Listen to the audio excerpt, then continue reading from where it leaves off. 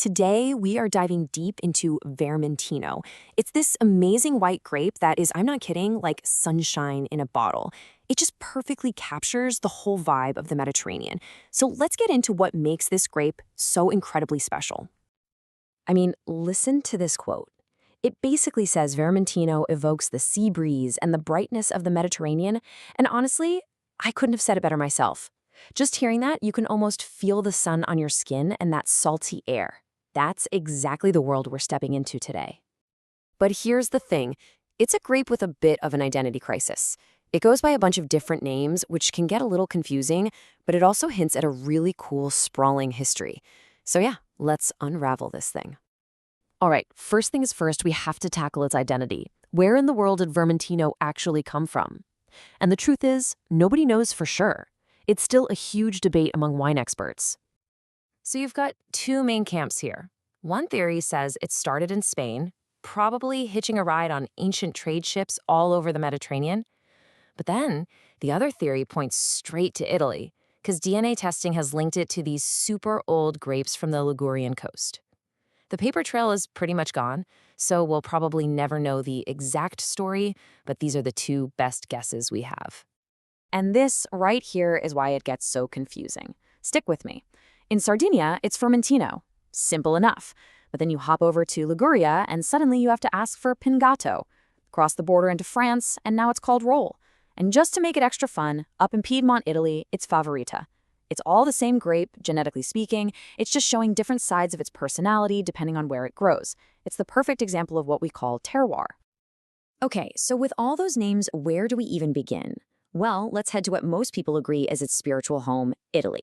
This is where it really shows off what it can do. And if we're talking about Vermentino in Italy, we have to start in Sardinia. Seriously, if this grape had a favorite vacation spot, this beautiful island would be it. The conditions here are just perfect for making the most classic style of this wine. So what's the secret sauce in Sardinia? It's literally the ground the vines grow in. The island is full of this old, weathered granite soil that doesn't have a lot of nutrients. That forces the vines to struggle and dig really deep for water. And that struggle, that's what gives the wine its famous stony mineral flavor. You mix that with these amazing smells of citrus and herbs, plus a salty kick from the sea air, and you get a wine that is just, wow, unforgettable. All right, now let's hop on a boat and travel north up the coast to Liguria, the Italian Riviera. Here, the very same grape becomes something totally different. It's much more delicate, more elegant. Remember, here they call it Pignadato, and the vibe is completely different. The constant sea breeze and different soils, we're talking more clay and limestone here, they create a wine that's way more subtle. You still get that salty note, but the flavors are softer, more like delicate flowers. If Sardinian Vermentino shouts, Ligurian Pignadato whispers. Next stop, Tuscany. And this is where Vermentino really shows off just how flexible it can be. It's like a total chameleon here, producing two totally different styles depending on where it's planted. So what gives? It's all about one thing. How close are you to the coast? Down by the sea in the Maremma area, you get these bright, fresh, mineral-driven wines that are a lot like what you find in Sardinia. But move inland, up into the hills, and the wines get bigger, more structured, and way more complex. It's amazing. All right, we've explored Italy pretty well. Now, let's jump across the water to France. And guess what? The grape gets another name change. So everyone say hello to Roll. Our first stop in France is the island of Corsica. And if Sardinia is Vermentino's favorite sunny beach, Corsica is its rugged, wild cousin. The landscape here helps produce a really intense and powerful style of Roll. Sound a little familiar?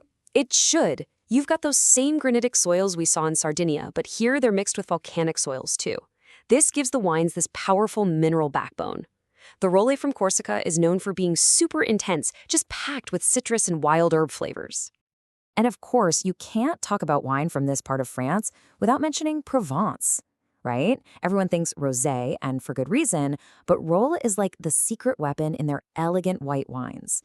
Sometimes it's blended in to add some nice aromatics and acidity, but it's also fantastic all on its own. Okay, so let's boil this all down. What's the big difference? Generally speaking, Italian Vermentino is going to be brighter, zestier, with a really obvious salty or mineral streak. The French version, Roule, tends to be a bit fuller, with a richer texture, and it leans more into herbal and floral notes. So, we've talked a lot about where it's grown, but what about how it's made? Because that's where winemakers can really get creative, and it means there's pretty much a style of Vermentino out there for everybody. I mean, just look at the range.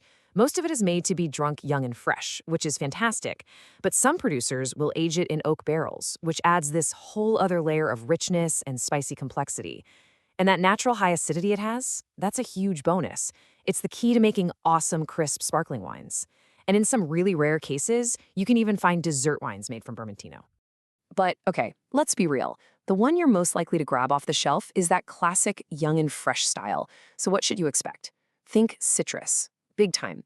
Lemon, grapefruit, green apple, maybe some white flowers. It's going to be light, zippy, and super refreshing, with this clean finish that has a little hint of saltiness and this classic bitter almond note. It's pretty much the perfect white wine. Okay, my favorite part. We've talked about what it is, where it's from, how it tastes. Now, what do you eat with it? Well, good news. It's an absolute dream with food, especially if you're a fan of anything Mediterranean. This is a no-brainer. A wine that grows by the sea loves seafood. Grilled fish, oysters, shrimp, you name it, it's a perfect match.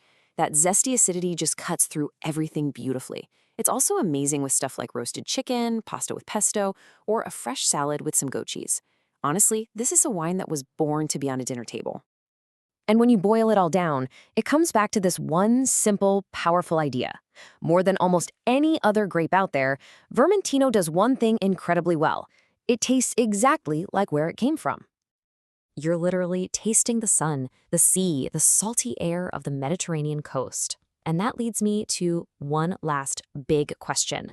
This is a grape that absolutely loves warm, sunny climates. It thrives in them. So, in a world that's getting warmer, could Vermentino be one of the most important white wines of the future? Something to think about next time you pour a glass. Thanks for joining me.